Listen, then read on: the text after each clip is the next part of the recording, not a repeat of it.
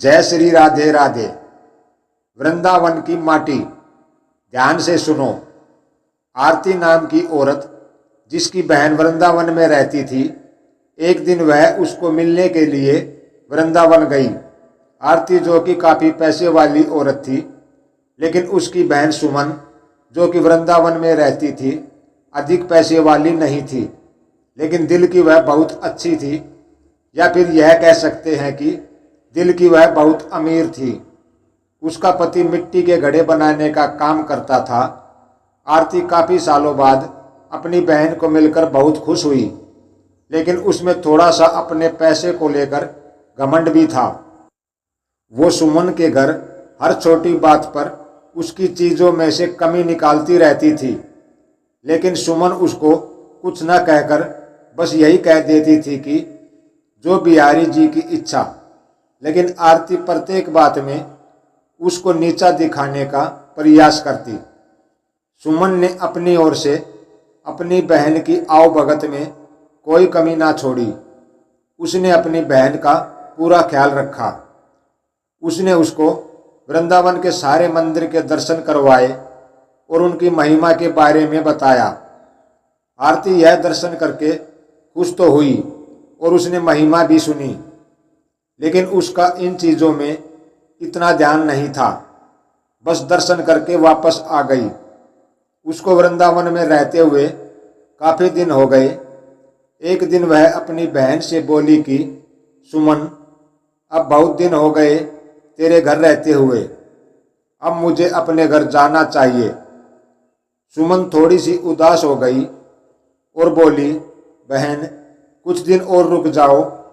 आरती बोली, नहीं, काफ़ी दिन हो गए मुझे आए हुए। घर में मेरा पति और बच्चे अकेले हैं, उनको सास के सहारे छोड़कर आई हूँ। अब मैं फिर कभी आऊँगी। जब आरती वापस जाने लगी तो सुमन जो कि आरती की बड़ी बहन थी, उसने अपनी छोटी बहन को उपहार स्वरूप मिट्टी का घड़ा दिया। घड़े को देखकर आरती हैरान सी हो गई और मन में सोचने लगी, क्या कोई उपहार में घड़ा भी देता है? लेकिन सुमन के बार बार आग्रह करने पर उसने अनमने से घड़ा ले लिया। जब आरती जाने लगी तो सुमन की आंखों में आंसू थे, लेकिन आरती उससे नजरें चुराती हुई जल्दी जल्दी वहां से चली गई। सारे रास्ते आरती यही सोचती रही कि मैं घर जाकर अपनी सास और पति को क्या बताऊंगी कि मेरी बड़ी बहन ने मुझे घड़ा उपहार के रूप में दिया है। तो उसको इस बात से बहुत लज्जा आ रही थी। उसने सोचा कि मैं घर में जाकर झूठ बोल दूंगी कि घड़ा मैं खरीद कर लाई हूँ, मुझे तो मेरी बहन ने काफ़ी कुछ दिया है। इसी तरह सोचती सोचती वह घर पहुंची और उसने घर जाकर घड़ा अपनी रसोई के ऊपर रख दिया। उसको मन में बहुत ही गुस्सा आ रहा था कि मेरी बहन क्या इस लायक भी नहीं थी कि छोटी बहन को कुछ पैसे उपहार में दे सके। बस एक घड़ा सा पकड़ा दिया है। अब उसको अपने घर आए काफ़ी दिन हो गए। गर्मियों के दिन थे, तभी उसके गांव में पानी की बहुत कठिनाई आने लगी। कुएं में, नदियों में पानी सूख गया। उसके गांव के लोग दूर दूर से पानी भरकर लाते थे। पैसे होने के बावजूद भी आरती को पानी के लिए बहुत कठिनाई हो रही थी। एक दिन आरती बहुत दूर जाकर वहां से पानी भर रही थी। वहां पर और भी औरतें पानी भरने के लिए आई हुई थी, तो जल्दी पानी भरने की होड़ में धक्का मुक्की में आरती का घड़ा टूट गया। आरती दूसरी औरतों पर चिल्लाने लगी, यह आपने क्या किया? बड़ी कठिनाई से तो मैंने पानी भरा था, आप लोगों ने धक्का मुक्की करके मेरा घड़ा तोड़ दिया है। अब वह उदास मन से घर आई। अब उसके पास कोई और दूसरा बर्तन भी नहीं था पानी भरने के लिए। तभी अचानक उसको अपनी बहन के दिए हुए घड़े की याद आई, तो उसने रसोई के ऊपर से घड़ा उतारा और फिर चल पड़ी बड़ी दूर पानी भरने के लिए। जब कुएं पर पहुंची तो भीड़ कम हो चुकी थी। वह घड़े में पानी भरकर घर लाई। तभी उसका पति खेतों से वापस आया। गर्मी अधिक होने के कारण वह गर्मी से बेहाल हो रहा था और आकर बोला, आरती, क्या घर में पानी है? क्या एक गिलास पानी मिलेगा? आरती ने कहा, हाँ, मैं अभी भरकर लाई हूँ। उसने उस घड़े में से एक गिलास पानी भरकर अपने पति को दिया। गले में से पानी उतरते ही उसका पति एकदम से उठ खड़ा हुआ और बोला, यह पानी तुम कहाँ से लाई हो? आरती एकदम से डर गई कि शायद मुझसे कोई भूल हो गई है। उसने कहा, क्यों, क्या हुआ? उसके पति ने कहा, यह पानी नहीं, यह तो अमृत लग रहा है। इतना मीठा पानी तो आज तक मैंने नहीं पिया। यह तो कुएं का पानी लग ही नहीं रहा, यह तो लग रहा है किसी मंदिर का अमृत है। आरती बोली, मैं तो कुएं से ही भरकर लाई हूँ। यह देखो, घड़ा भरा हुआ है। उसके पति ने कहा, यह घड़ा तुम कहाँ से लाई थी? उसने कहा, जब मैं वृंदावन से वापस आ रही थी तो मेरी बहन ने मुझे दिया था। यह सुनकर उसका पति चुप हो गया। अब आरती का पति बोला कि मैं थोड़ी देर के लिए बाहर जा रहा हूँ, तब तक तुम भोजन तैयार करो। आरती ने उसी घड़े के जल से दाल चावल बनाए। घड़े के पानी से दाल चावल बनाने से उसकी सुगंध पूरे गांव में फैल गई। गांव के सब लोग सोचने लगे कि आज गांव में कहाँ उत्सव है, जो इतनी अच्छी खाने की सुगंध आ रही है। सब लोग एक एक करके उस सुगंध को सूंघते हुए आरती के घर तक आ पहुँचे। साथ में उसका पति भी था। आरती के पति ने आकर पूछा कि आज तुमने खाने में क्या बनाया है? आरती ने कहा कि मैंने तो दाल और चावल बनाए हैं।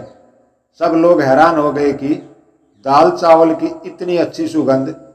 सब लोग आरती का मुंह देखने लगे कि आज तो हम भी तेरे घर से दाल चावल खाकर जाएंगे। उसने किसी को मना नहीं किया और थोड़ी थोड़ी दाल चावल सबको दिए। दाल चावल खाकर सब लोग उसको कहने लगे, यह दाल चावल नहीं, ऐसे लग रहा है कि हम लोग अमृत चख रहे हैं। आरती के पति ने कहा कि तुमने आज दाल चावल कैसे बनाए? उसने कहा कि मैंने तो यह घड़े के जल से ही दाल चावल बनाए हैं। आरती का पति बोला, तेरी बहन ने तो बहुत अच्छा उपहार दिया है। अगले दिन जब आरती घड़ा भरने के लिए जाने लगी तो उसने देखा घड़ा तो पहले से ही भरा हुआ है। उसका जल वैसे का वैसा है जितना वो कल लाई थी। उसने उसमें से खाना भी बनाया था, जल भी पिया था, लेकिन घड़ा फिर भरा का भरा था।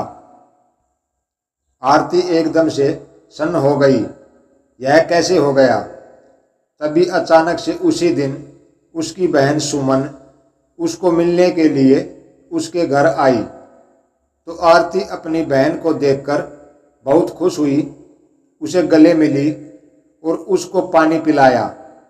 आरती ने अपनी बहन को कहा कि दीदी, यह जो तूने मुझे घड़ा दिया था, यह तो बहुत ही चमत्कारी घड़ा है। मैंने तो तुच्छ समझकर रसोई के ऊपर रख दिया था, लेकिन कल जब से इसमें जल भरा हुआ है, तब से जल भरा हुआ है। इसका जल इतना मीठा है और इसके जल से मैंने दाल और चावल बनाए जो कि अमृत के समान बने थे। उसकी बहन बोली, अरे ओ मेरी भोली बहन, क्या तू नहीं जानती कि यह घड़ा ब्रज की रज यानी वृंदावन की माटी से बना है, जिस पर साक्षात किशोरी जी और ठाकुर जी नंगे पांव चलते हैं। उसी रज से यह घड़ा बना है। यह घड़ा नहीं, साक्षात किशोरी जी और ठाकुर जी के चरण तुम्हारे घर पड़े हैं। किशोरी जी और ठाकुर जी का ही स्वरूप तुम्हारे घर आया है। यह सुनकर उसकी बहन अपने आप को कोसती हुई और लज्जित होती हुई अपनी बहन के कदमों में गिर पड़ी और बोली, मुझे क्षमा कर दो जो मैं वृंदावन की रज की महिमा को न जान सकी।